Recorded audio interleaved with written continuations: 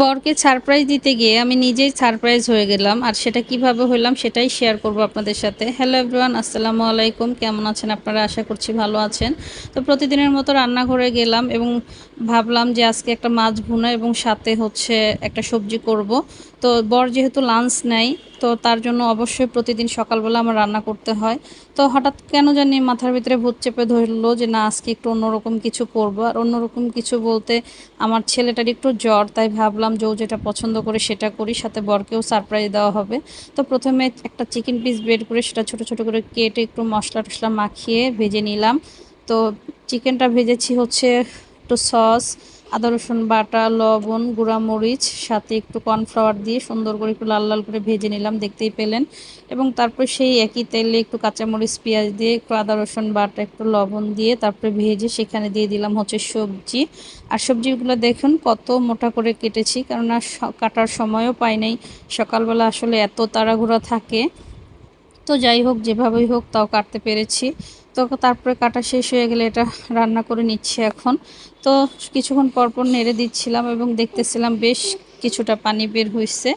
তো যাই হোক, তারপরে দিয়ে দিলাম একটা স্বাদে ম্যাজিক মশলা। স্বাদে ম্যাজিক মশলাটা কিন্তু সবজি কিংবা ফ্রাইড রাইস যেটাতেই দিই অনেক বেশি ভালো লাগে খেতে। এবং যখন নাকি পানিটা একটু শুকিয়ে গেল তখন দিয়ে দিলাম হচ্ছে সেই ভেজে রাখা চিকেনগুলো। তো আজকে কিন্তু আমি ফ্রাইড রাইসে ডিম দিব না, কেননা আমি আলাদা করে ডিম ভুনা করেছি এবং বেগুন ভাজাটা পাশের চুলায় দেখতে পাচ্ছেন। তো এই জন্য আর ডিমটা দেইনি।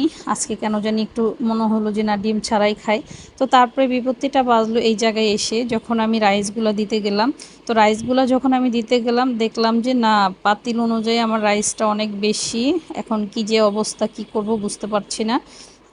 তো প্রথমে অল্প একটু রাইস দিয়ে সব মশলা মাখিয়ে নিলাম এবং তারপরে এখন বাকি রাইসটা একবার ভাবলাম যে দিব না, আবার কই না দেই।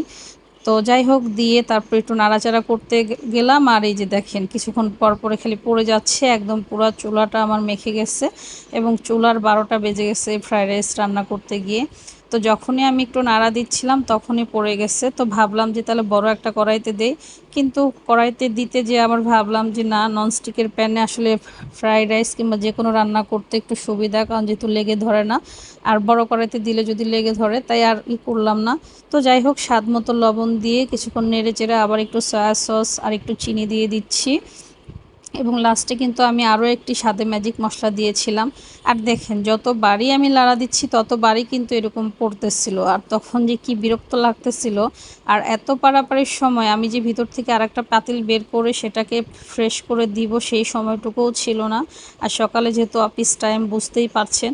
তো এই তো ফাইনালি আমার রান্নাটা হয়ে গেছে। রান্নাটা প্যারা যতটা দিছে ততটা কিন্তু খারাপও হয়নি।